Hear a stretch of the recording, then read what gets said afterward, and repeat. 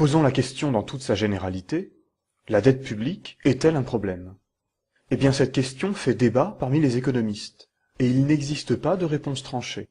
Il est par exemple difficile d'établir un montant critique. Souvenons-nous par exemple que le Japon est endetté à hauteur de plus de 200% de son PIB. Mais s'il est aussi difficile de trouver une solution à la question de la soutenabilité de la dette, c'est surtout parce que cette réponse échappe au domaine de la stricte analyse économique.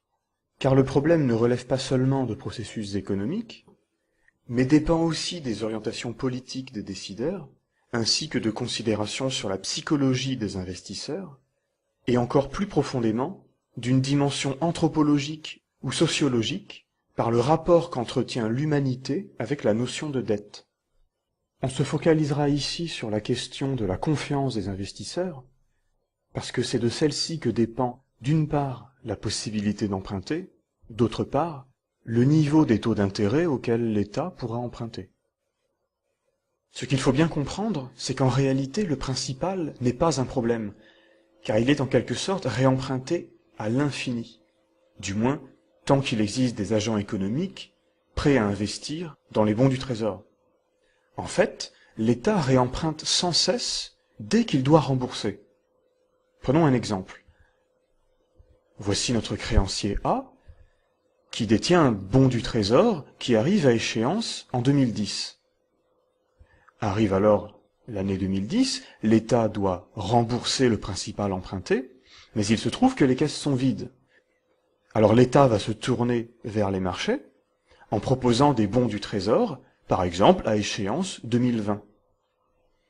Un créancier B, qui possède une certaine somme d'argent, peut alors décider de l'investir sur les marchés en achetant ce bon du Trésor à échéance 2020.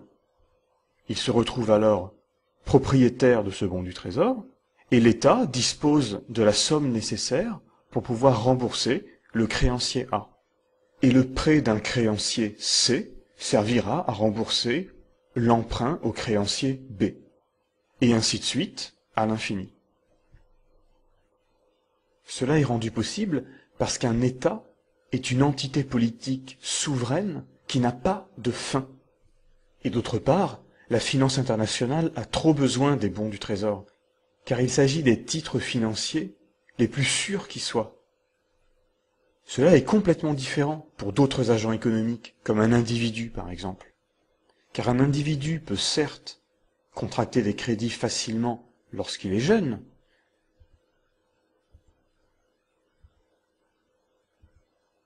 parce que son banquier sait qu'il sera solvable, mais cela n'est pas possible tout au long de sa vie.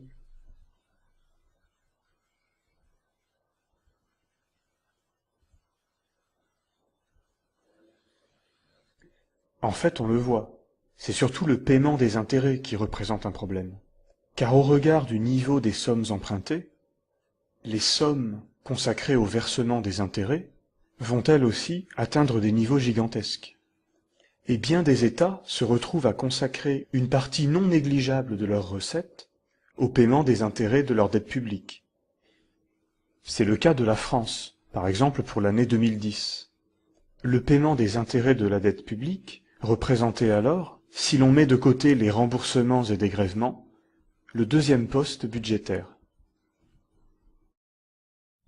Par-delà les stricts problèmes de coûts, la préoccupation majeure des États endettés et des économistes, c'est l'absence de contrôle sur cet endettement.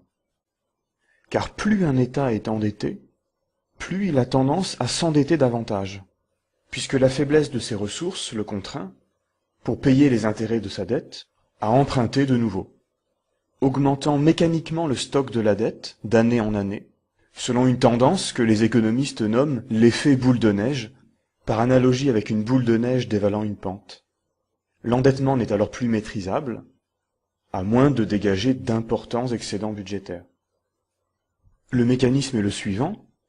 On retrouve notre État et sa dette publique, c'est-à-dire l'ensemble des principaux empruntés, qui doit payer à ses créanciers les intérêts de la dette, c'est-à-dire la charge de la dette.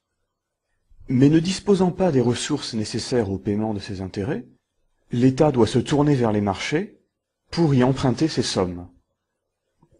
Ces sommes vont donc s'ajouter au stock de la dette. Et puisque le stock de la dette augmente, la somme consacrée au paiement des intérêts va elle aussi mécaniquement augmenter. Or, l'État n'a toujours pas les ressources pour financer ce paiement des intérêts. Il lui faut donc à nouveau emprunter, ces emprunts vont venir à nouveau grossir la dette, et ainsi de suite. L'accroissement de sa dette publique échappe à tout contrôle, car c'est le seul cercle vicieux paiement des intérêts, emprunt pour payer ses intérêts, qui fait augmenter mécaniquement cette dette. Notons que dans notre illustration, les taux d'intérêt restent constants. Or, en général, un tel accroissement de la dette publique entraîne une perte de confiance des investisseurs, qui réclameront donc des taux d'intérêt plus élevés. Le point nodal du problème de la dette publique semble donc être celui de la réputation financière d'un État, c'est-à-dire de la confiance des investisseurs, ou encore de la confiance des marchés. Car c'est dans la négociation avec ceux-ci que se détermine le taux d'intérêt auquel l'État va pouvoir emprunter. Une bonne réputation financière se cristallise dans une excellente note attribuée par les agences de notation.